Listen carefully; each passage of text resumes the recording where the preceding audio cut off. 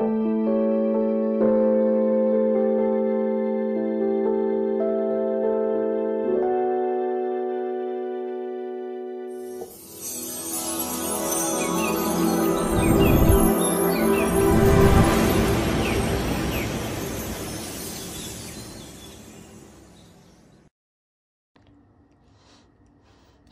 Liệu xin chào bạn. Chào mừng bạn đã đến với kênh móc len của Dương Liệu Handmade.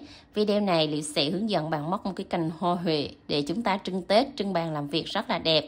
Thì cành này mình sẽ phối theo kiểu là mix màu, tông từ nhạt sang đậm, nó là lạ mắt, rất là cưng các bạn. Các bạn sẽ chuẩn bị nhiều cái cành hoa huệ như thế này, chúng ta trưng dịp Tết hoặc là trưng ở bàn làm việc, phòng khách cũng rất là đẹp đó các bạn. Tại vì bản thân của nó là cái nhụy nó rất là nổi. Thì để hoàn thành cái cành hoa huệ này, các bạn sẽ chuẩn bị cho mình là 5 tông màu tất cả nha. Màu vàng mã 16, màu cam 30, cam gạch 45, đỏ 51 và xanh 37. Mình hướng dẫn đó là len Milk Cotton loại 50g. Đó, mát đen các bạn nha. Và để hoàn thành với cái sợi len này, các bạn sẽ chuẩn bị cho mình kim 2 đầu cán nhựa, đầu 4/0 và 3/0. Đầu lớn chúng ta móc chiếc lá và đầu nhỏ chúng ta móc phần cánh hoa. Thì các bạn không có kim này thì chuẩn bị cho mình kim đầu 2mm và 2.5mm nha. Hai size để chúng ta móc được cái cánh hoa huệ này. Rồi chuẩn bị thêm cho mình một ít bông gòn. Nếu các bạn mà móc cái phần nụ đó, các bạn sẽ chuẩn bị bông gòn để mà tạo cái phần nụ nha. Còn phần bông hoa thì không cần phải chuẩn bị gòn. Và không thể thiếu là các bạn sẽ chuẩn bị thêm cho mình là kẽm đẹp lá và kẽm tạo cành nữa, để chúng ta tạo hình cái bông hoa cho nó được sắc sảo nha. Rồi thì toàn bộ những dụng cụ nguyên liệu liễu vờ giới thiệu này đều có bán ở shop, và các bạn mua ủng hộ cho mình bằng cách là kích vào bài mô tả, mình có để link Shopee và Lazada để các bạn chọn mua những cái tông màu mình vừa giới thiệu, để chúng ta học móc cái cành hoa huệ rất là đẹp và mẫu mới ra luôn các bạn nha. Rồi chúng ta cùng vào phần bài học với Liệu thôi nào. Rồi đầu tiên các bạn sẽ lấy một cái bó kẽm nẹp lá ra, lấy một cây kẽm và mình sẽ cắt làm tư. Cắt làm tư cái kẽm này ra trước để chúng ta sẽ nẹp vào trong quá trình mình làm cái cánh hoa nha. Đó, các bạn cắt làm tư cho nó đều nhau trước, rồi mình sẽ móc cái cánh hoa cho nó dễ. Rồi các bạn sẽ lấy ra một đoạn kẽm để chúng ta bắt đầu học móc cái phần cánh hoa trước nha.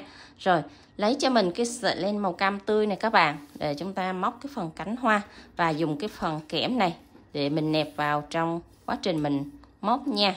Đó, các bạn dùng kẽm trắng để mình nẹp vào, mình móc nó sẽ không bị lộ. Và chuẩn bị cho mình đầu kim nhỏ, đầu 3/0 tương ứng với kim móc 2mm. Rồi tạo cho mình một nút thắt trước, móc lên 17 mũi móc xích. 1 2 3 4 5 6 7 8 9 10 11 12 13 14 15 16 17. Xong 17 mũi móc xích, mình sẽ chuẩn bị một cái đoạn kẽm này để chúng ta nẹp trong quá trình làm cánh hoa nha. Rồi bỏ cái chân móc đầu tiên, mình sẽ móc vào chân thứ hai này một mũi đơn. Rồi chân thứ ba một mũi nửa kép. Bẻ cong cái đoạn kẽm này lên các bạn, để trong quá trình mình móc nó không có bị tuột cái kẽm này nha. Chân thứ tư một mũi nửa kép. Rồi chân thứ năm một mũi kép. Chân thứ sáu một mũi kép. Chân thứ bảy một mũi kép. Các bạn sẽ móc liên tiếp các mũi kép cho đến còn lại 6 chân cuối, mình sẽ dừng lại nha.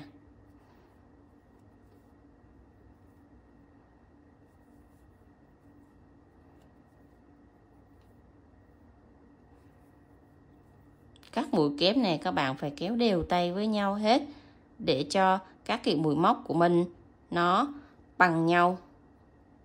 Như vậy đó các bạn. Đó, các bạn sẽ móc tổng là 2, 4, 6, 7 mũi kép liên tiếp nhau ở 7 chân móc nha. Rồi, còn lại 6 chân móc cuối cùng thì các bạn sẽ bắt đầu hạ mũi móc xuống cho mình nè. Hạ xuống cho mình đầu tiên là một mũi nửa kép.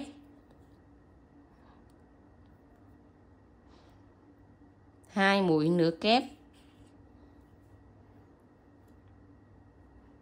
3 mũi nửa kép. Rồi, còn lại 3 chân cuối này. 3 chân cuối này các bạn sẽ hạ xuống cho mình là một mũi đơn. 2 mũi đơn.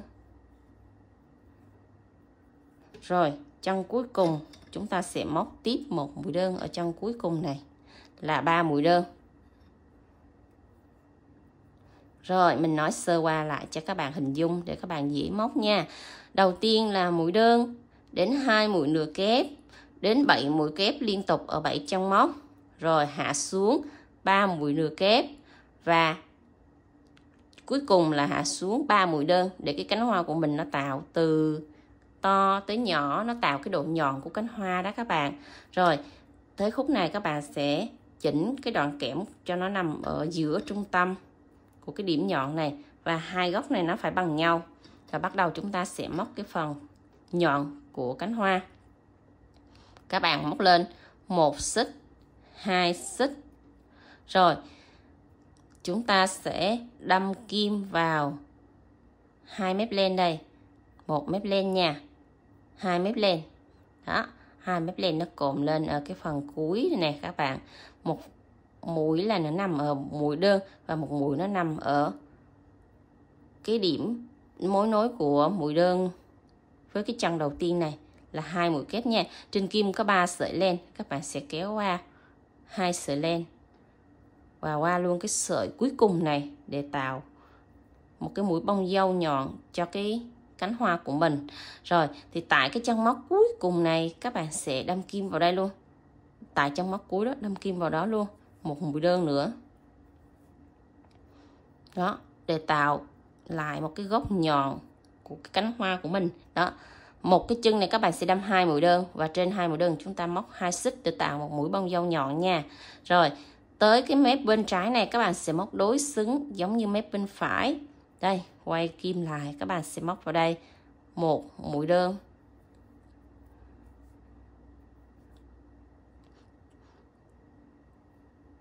Chân thứ hai, một mũi đơn. Rồi, 3 chân tiếp theo là 3 mũi nửa kép.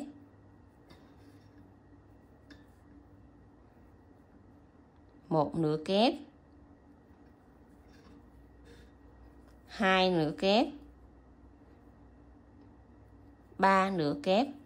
Đó, các bạn sẽ móc từ thấp tới cao và từ cao tới thấp như vậy đó các bạn. Đó, và nẹp luôn cái sợi len thừa này đi vào trong mũi móc luôn nha. Rồi, tiếp theo các bạn sẽ móc 7 mũi kép liên tiếp ở 7 chân móc. Một mũi kép. 2 kép.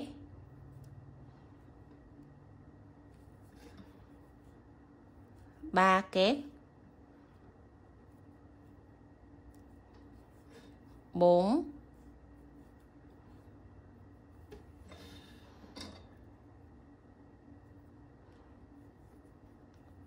5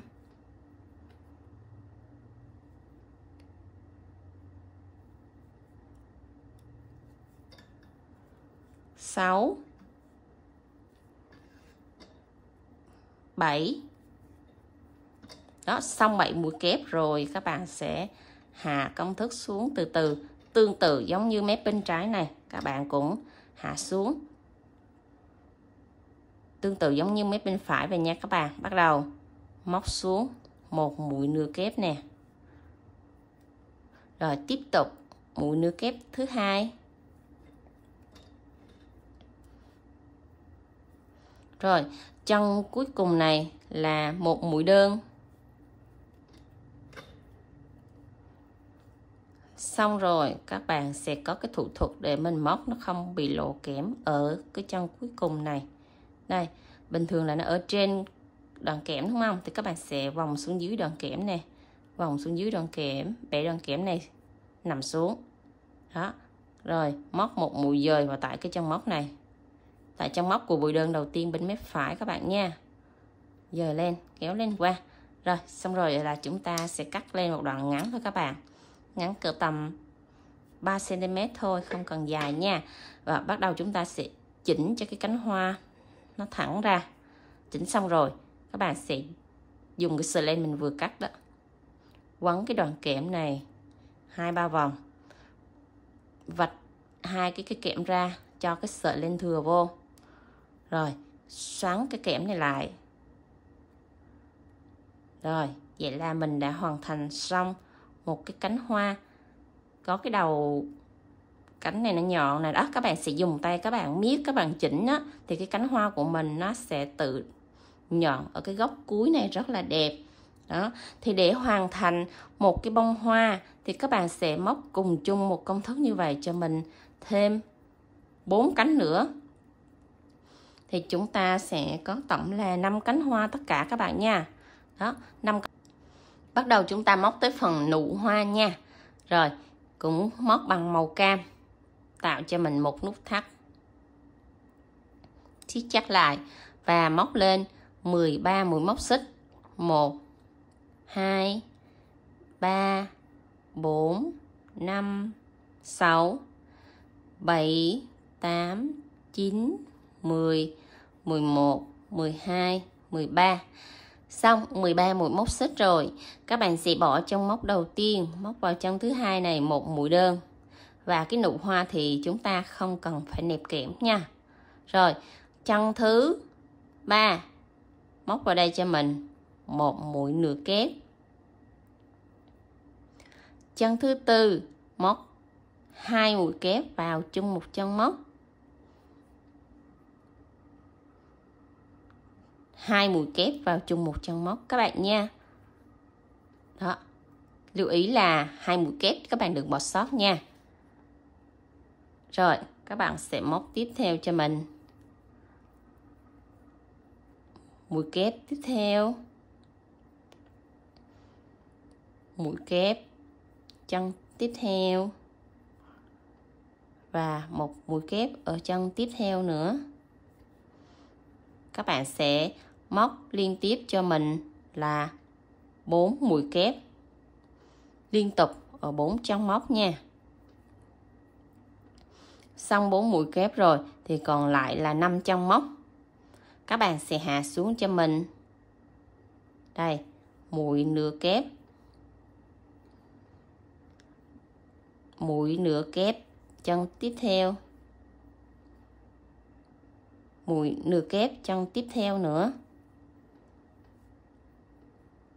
Rồi, còn là 2 chân cuối, các bạn sẽ móc vào 2 mũi đơn ở 2 chân cuối cùng.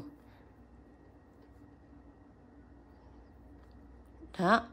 Đây mình đã hoàn thành xong một mép bên phải. Đây các bạn lưu ý nha. Một mũi đơn.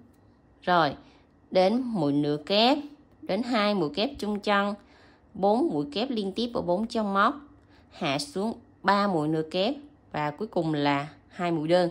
Rồi, tại cái chân mũi đơn ở cái góc cuối cùng này, các bạn sẽ móc liên tiếp vào đây 2 mũi đơn nữa cùng chung một chân móc. Đó, để nó bo tròn cái cánh hoa huệ của mình lại nha.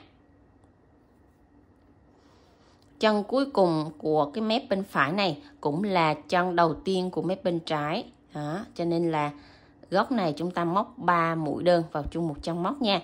Rồi đến mép bên trái này các bạn sẽ móc đối xứng giống như mép bên phải. Thì chân đầu tiên các bạn sẽ móc vào đây cho mình một mũi đơn nè. Rồi đến chân thứ 2, 3, 4 các bạn sẽ móc liên tiếp mỗi chân móc một mũi nửa kép.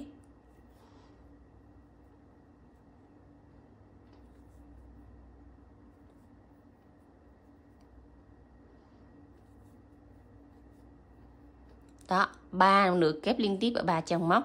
Rồi bắt đầu tới 4 mũi kép ở 4 chân móc tiếp theo nữa.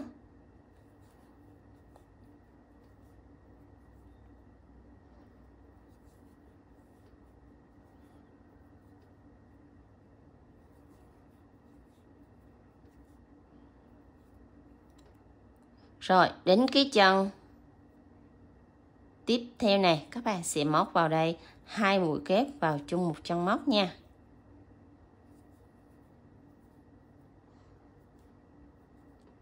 Rồi còn lại 2 chân cuối thì các bạn sẽ hạ xuống cho mình một mũi nửa kép và chân cuối cùng là một mũi đơn. Xong một mũi đơn rồi, các bạn sẽ móc một mũi dời vào chân móc đầu tiên của mũi đơn bên mép phải này, kéo lên qua. Và lưu ý là cái cánh hoa này thì các bạn sẽ cắt cho mình một đoạn len có chiều dài là 40 cm nha. Chỉ là một cánh hoa cuối cùng này thôi. Rồi kéo cái sợi len qua. Còn 2 cái cánh hoa kia thì các bạn cũng móc cùng chung công thức, nhưng các bạn sẽ cắt ngắn lên. Đây, 2 cánh này cắt ngắn lên nha. Chỉ có riêng một cánh này chúng ta cắt dài để bắt đầu mình khâu ráp tạo thành cái nụ của cái búp hoa ly. Cái búp hoa huệ, sorry các bạn, là móc 3 cánh cùng chung công thức, chỉ có cái cánh cuối cùng là chúng ta cắt cái sợi len nó dài thôi nha. Rồi bắt đầu chúng ta sẽ khâu ráp 2 cánh lại với nhau trước. Đây, mình áp 2 cánh này sát lại với nhau rồi chúng ta sẽ bắt đầu khâu. Và khi khâu mình sẽ khâu một mép len thôi, một mép len ở phía bên trong. Tức là ở đây có 2 mép len nè các bạn, thì các bạn chỉ chọn một mép ở phía bên trái này thôi. Đây, và một mép ở phía bên trái của cái cánh bên này. Đó, chỉ lấy một mép len đó thôi các bạn nha. 2 cánh này các bạn lấy chung một chân móc để cho nó khớp với nhau. Đó. Rồi, các bạn sẽ cầm úm sát lại với nhau như vậy á thì mình khâu nó sẽ dễ. Đó, cứ lấy một mép len bên này khâu với một mép len bên kia là được các bạn nha.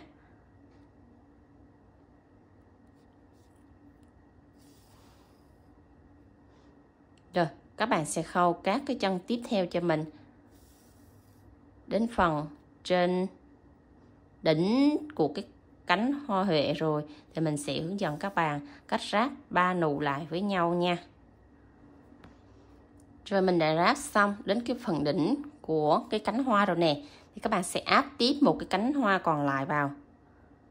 Rồi, tại vị trí này các bạn sẽ khâu 3 chân ở 3 cái cánh này lại với nhau. Đó, tại trên cái đỉnh nhọn đó nha các bạn. Sẽ khâu đẩy 3 cái chân này lại. Rồi, khâu xoay tròn 3 chân móc ở trên 3 cái cánh hoa này lại với nhau một lần nữa cho nó chắc. Đó, mỗi chân móc ở trên mỗi cánh hoa là các bạn sẽ khâu chắc nó lại với nhau như vậy nha. Đó, khớp lại với nhau rồi. Rồi thì các bạn sẽ khâu tiếp xuống cái mép ở dưới này là mỗi chân móc. Các bạn cũng khâu một mép len tương tự như vậy. Đó, các bạn sẽ khâu xuống mép dưới này. Rồi mình bo qua cái mép bên này, các bạn cũng khâu tương tự như vậy cho 2 cái cánh còn lại nha. Đó, công thức khâu thì nó đơn giản, các bạn chỉ khâu một mép như vậy là nó sẽ ra cái phần búp. Rồi, các bạn khâu đến chân cuối cùng cho mình nha. Rồi nếu các bạn nào mà muốn cái búp của mình nó căng tròn lên thì các bạn sẽ chừa lại 6 chân cuối để chúng ta nhồi gòn vào. Còn nếu mà mình muốn cái búp của mình nó xẹp xẹp á thì chúng ta không cần nhồi gòn. Đó, thì đến cái khâu cuối này các bạn mới nhồi gòn vào để cho cái búp nó căng lên nha. Chứ các bạn nhồi sớm quá là cái lúc khâu nó khó. Rồi, các bạn cứ nhồi cho nó căng tròn vào trong cái búp rồi mình khâu tiếp theo là được nha. Những cái phần đấy là mình sẽ nhồi cho nó tròn lên chút xíu.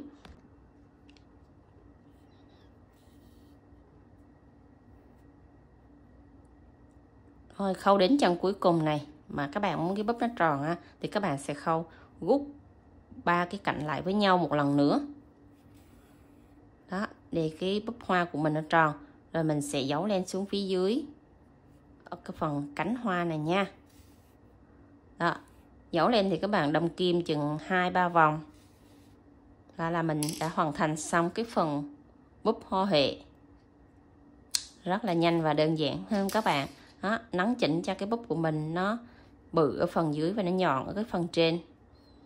Đó, cái búp của mình nó bé bé xíu xíu cưng cưng vậy thôi các bạn. Bây giờ chúng ta sẽ bắt đầu móc chiếc lá nha. Móc chiếc lá thì các bạn sẽ sử dụng kim đầu 4/0 là kim 2.5mm các bạn nha. Đó. Rồi, tạo cho mình một nút thắt. Móc lên 11 mũi móc xích. 1 2 3 4 5 6 7 8 9 10 11. Xong 11 mũi móc xích, các bạn sẽ nẹp cho mình cái đoạn kẽm vào trong chiếc lá. Thì cái đoạn kẽm này mình cũng cắt chiều dài giống như cái phần của cái cánh hoa rồi các bạn. Rồi, các bạn sẽ bỏ trong móc đầu tiên và móc vào trong thứ hai này cho mình một mũi đơn. Chúng ta cũng bẻ cái phần kẽm này lên chút xíu để trong quá trình móc nó không có bị tuột cái đoạn kẽm này ra nha. Đó, thì lưu ý cho mình như vậy thôi. Rồi, các bạn sẽ móc liên tiếp là 9 mũi đơn ở 9 chân móc nha. Chiếc lá này các bạn sẽ móc toàn bộ là mũi đơn thôi. Đó, các bạn móc đều cho mình cứ mỗi chân móc là một mũi đơn cho đến chân cuối cùng nha.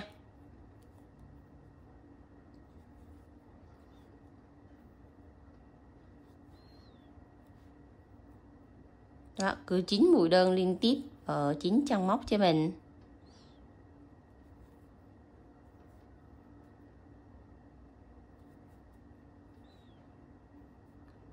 Đây các bạn.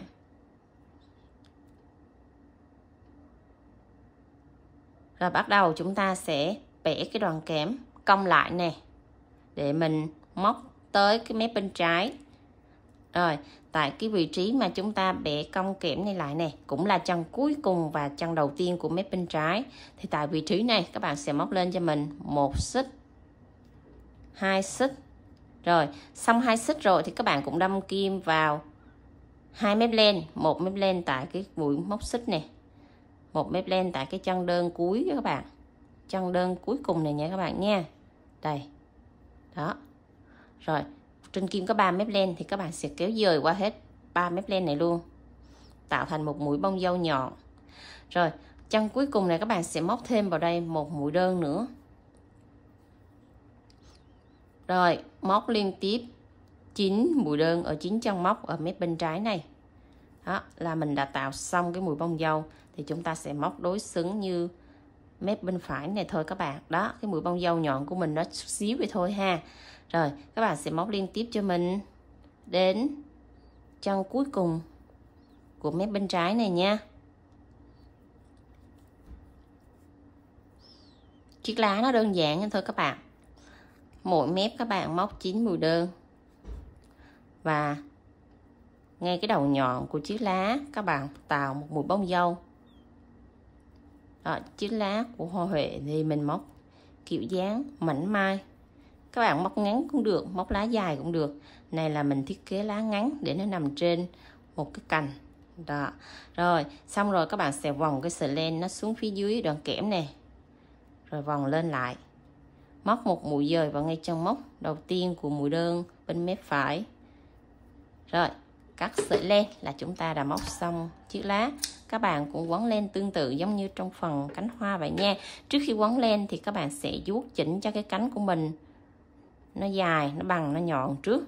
Rồi sau đó mình sẽ dùng cái sợi len vừa cắt đó quấn quanh 2 đoạn kẽm 3 vòng rồi xoắn kẹp lại là nó khỏi tuột chiếc lá nha. Đó là mình đã xong chiếc lá hoa huệ bé bé xinh xinh nhỏ xíu vậy thôi các bạn. Rồi trên một cành thì các bạn sẽ chuẩn bị cho mình 5 đến 6 chiếc lá bé bé này các bạn ha. Rồi bắt đầu chúng ta làm phần nhụy hoa. Thì cái đoạn kẽm mình cũng cắt chiều dài giống như cái phần cánh á. Một đoạn kẽm chúng ta cắt làm 4. Rồi các bạn sẽ cho cái sợi len màu đỏ vào để chúng ta làm phần nhụy nha. Rồi cầm cái sợi len ở giữa nè, ở giữa đoạn kẽm chúng ta cầm sợi len này màu đỏ. Rồi các bạn sẽ quấn quanh cái đoạn kẽm này cho mình khoảng tầm là 14 đến 15 vòng. Đó, các bạn phải quấn nó đều, nó mịn như vậy nha. 14 đến 15 vòng cho mình. Rồi, xong rồi mình sẽ xoắn cái đoạn kẽm mình vừa quấn lại, tạo một vòng tròn. Cái vòng tròn này thì các bạn sẽ đút cái ngón út vô là vừa. Đó, cái cỡ nó như vậy nha, đút cái ngón út vô vừa. Thì bắt đầu các bạn sẽ bẻ cái đoạn kẽm này xuống nè. Bẹp cái đoạn kẽm này xuống. Đó, bẹp đoạn kẽm xuống tạo thành hình chữ T. Rồi xoắn cái kẽm ở dưới lại. Đó, xoắn cái kẽm ở dưới lại cho nó khỏi bị tuột cái sợi len của mình ra nha. Rồi bẹp cái đoạn kẽm xuống thành hình chữ T rồi thì các bạn sẽ dùng cái sợi len đỏ này quấn quanh cái đoạn kẽm mình vừa bẻ hình chữ T đó. Quấn qua rồi quấn lại cho nó hết lỗ kẽm là được nha. Đó, tại vị trí này các bạn sẽ quấn cho mình 3-4 vòng. Rồi, xong cái mép bên phải rồi, các bạn sẽ quay qua tới cái mép bên trái này, các bạn cũng quấn tương tự như vậy.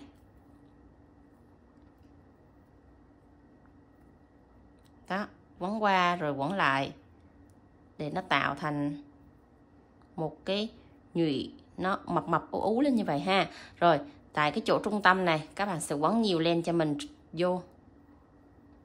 Đó, quấn thành hình chữ T đó các bạn nha. Rồi, nó mập cái đoạn giữa này rồi các bạn nè. Rồi, nó mập cái đoạn giữa này lên rồi đó, là tạo thành cái nhụy của cái hoa lan của mình rồi. Rồi bắt đầu các bạn sẽ đưa cái sợi len màu vàng này vào. Đưa sợi len vàng vào nha.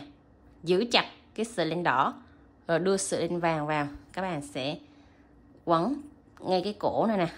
Đó, ngay cái cổ chữ T này. Các bạn sẽ quấn cho mình đi xuống phía dưới. Rồi, quấn chặt một đoạn chút xíu thì các bạn sẽ cắt cái sợi len thừa này hết luôn. Cắt hết luôn để trong quá trình quấn cái nhụy cho nó đẹp, nó không có bị dư lên, cái nhụy của mình nó không có cộm lên nha. Rồi, cứ vậy quấn hết cho mình, hết kẽm cho mình luôn. Thì có chiều dài cái nhụy này cỡ tầm là 6 cm các bạn nha. Đó, quấn hết đều xuống tới chân cuối cùng này luôn cho mình. Đây, đến đoạn này thì các bạn sẽ thả kẽm dài thẳng ra, là mình chỉ cầm mình xoăn thôi. Đó, cái thủ thuật quấn kẽm nhanh của mình đó. Rồi chúng ta cũng tách len ra và xoắn sợi len, xoắn đoạn kẽm này lại là xong các bạn. Rồi thì trong một bông hoa các bạn sẽ chuẩn bị cho mình là tổng cộng là 4 cái nhụy nha. Đó, 4 cái nhụy tất cả cùng chung màu và cùng chung công thức với nhau các bạn ha.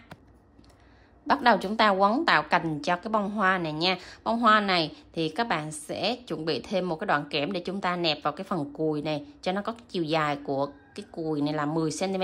Thì các bạn sẽ cắt thêm cho mình thêm 2 đoạn kẽm nẹp lá có chiều dài có tầm 6 cm nữa để chúng ta nẹp vào trong phần cánh hoa nha.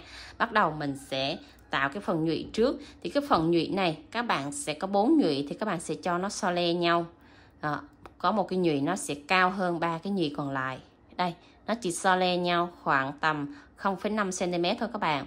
Rồi bắt đầu chúng ta sẽ đưa cái cánh hoa vào. Thì cái nhụy cao nhất nó sẽ bằng với cái cánh hoa. Còn cái nhụy thấp thì nó sẽ cách cánh hoa cỡ 0,8 đến 1 cm.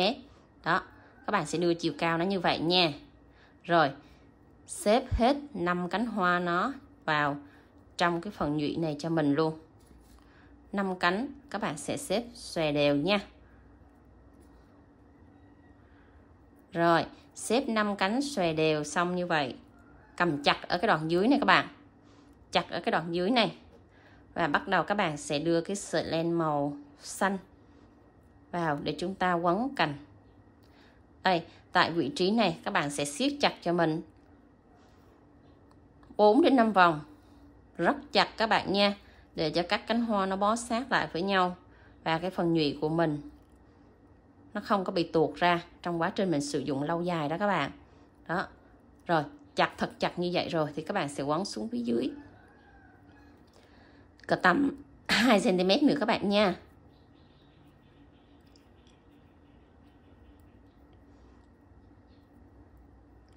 Rồi, quấn được 2 cm rồi, lưu ý là cái phần này các bạn phải quấn nhanh và miệng tay nha.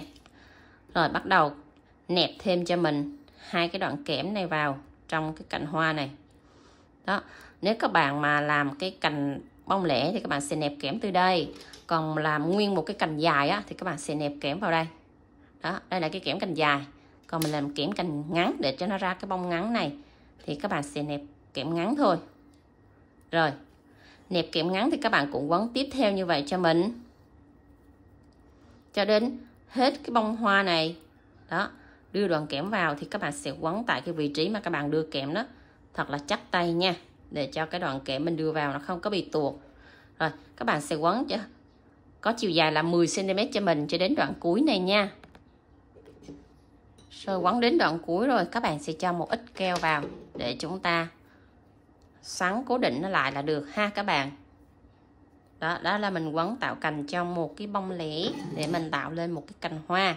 Còn các bạn mà quấn nó tạo thành một cái cành lớn thì các bạn sẽ cho kẽm lớn vào nha. Rồi xong rồi thì mình chỉ cho các bạn cách canh chỉnh nè. Xòe đều 5 cánh hoa nó chia ra 5 góc trước. Rồi xong rồi các bạn sẽ bẻ này. Đó, bẻ cái cánh cho nó cong xuống rất là cong. Tại vì cái cánh hoa huệ này khi mà nó nở á, nó nở rất là bung. Đó, cho cánh nở, cánh bung, nở căng và nở vừa như vậy đó các bạn. Rồi chỉnh cho 4 cái nhụy nó sẽ xòe ra 4 góc, và cái nhụy trung tâm lúc nào nó cũng sẽ cao hơn các cái nhụy còn lại. Rồi thì trong một cành hoa các bạn muốn có cái sự phân màu thì các bạn chuẩn bị thêm cho mình một bông nữa nha các bạn. Đó, nó có 2 bông, 2 tầng màu như vậy. Còn nếu các bạn làm một cái bông lẻ thì các bạn sẽ làm một màu. Còn trong cành hoa thì các bạn sẽ chia ra nó 2 tông màu như vậy.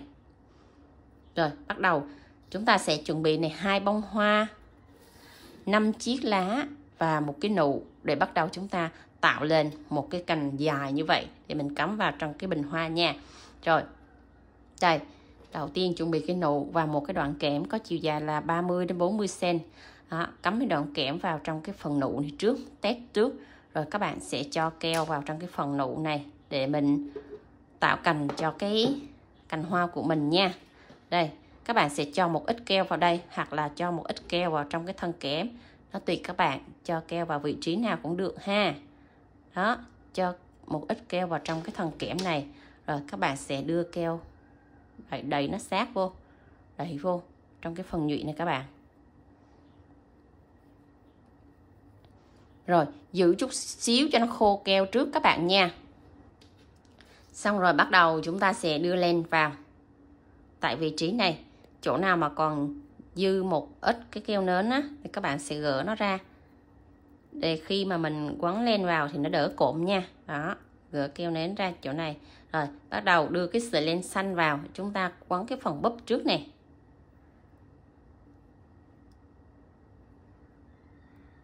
Đó, các bạn quấn tại vị trí mà vô búp này cho mình 4 đến 5 vòng cho nó chặt trước. Rồi mình mới bắt đầu quấn xuống phía dưới. Đó, quấn tạng xuống phía dưới cho mình.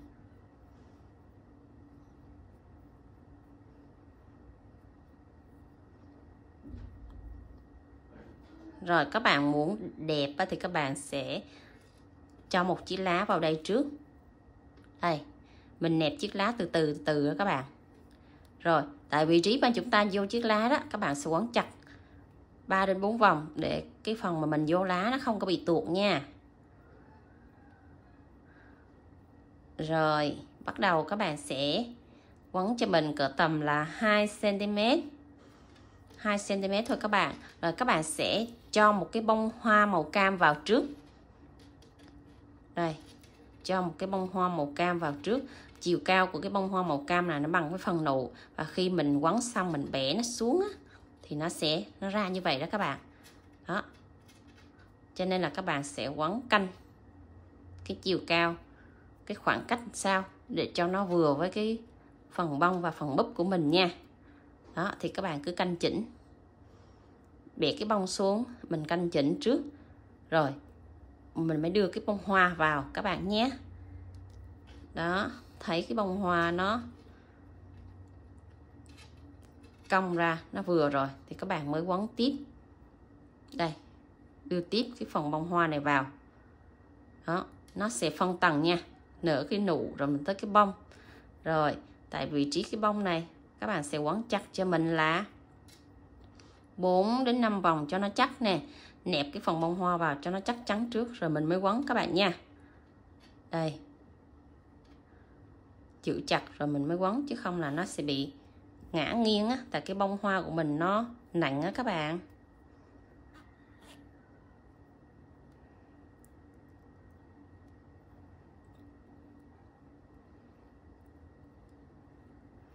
Rồi, quấn cỡ tầm là 2 đến 3 cm. Các bạn sẽ cho một chiếc lá vào tiếp theo nha. Chiếc lá nó sẽ nằm đối xứng với cái phần nụ. Đó, các bạn cứ cho lá nó so le như nhau là được. Cùng quấn chặt cho mình vài vòng tại cái vị trí nẹp lá đó cho nó chặt.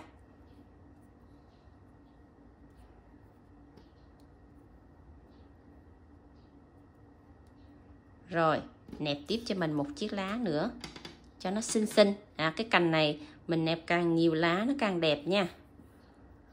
Tại vì mình thiết kế lá nhỏ cho nên là các bạn nẹp một cành cỡ 5-6 lá là ok này. Rồi, quấn cái cành thật là chắc tay cho mình. Rồi, hai cái bông hoa này các bạn cũng cho nó cách nhau là 5 cm.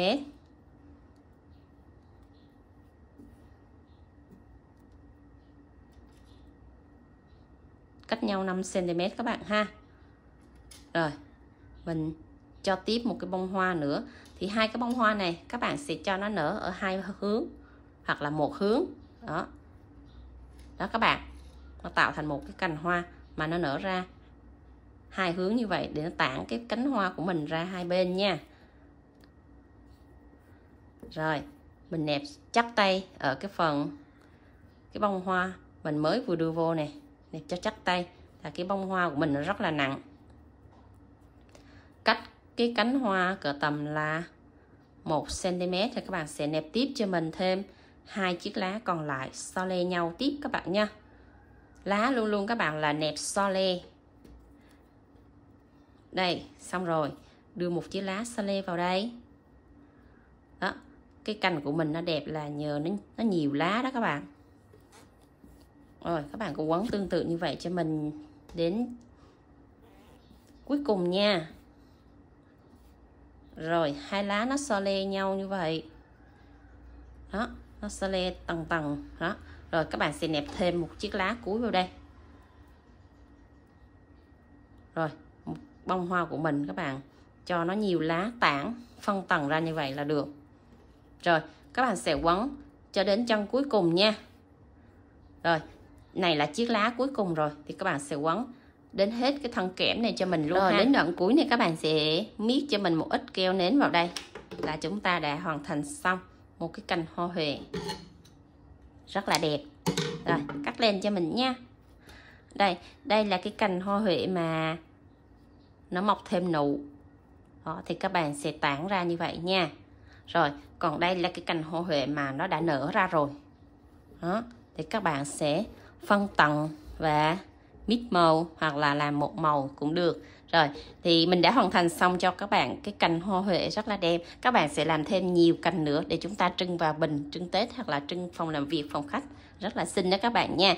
Rồi, nếu các bạn thấy video này hay nhớ cho Liễu xin một like với nha. Và để lại phần bình luận bên dưới. Nếu có đoạn nào các bạn thắc mắc, các bạn chưa hiểu rõ thì Liễu sẽ trả lời để các bạn hoàn thành xong cái cành hoa huệ đẹp đẹp này nha. Rồi, nếu các bạn muốn cái cành đẹp thì các bạn sẽ tạo dáng bonsai cho nó. Đó, thì nó sẽ có độ cong, uốn, quẹo gì đó thì các bạn sẽ chỉnh cho cái cánh của mình nó uốn tự nhiên lên cho nó đẹp nha. Rồi, Liễu xin bye bye các bạn. Hẹn gặp lại các bạn ở những video sau nha. See you.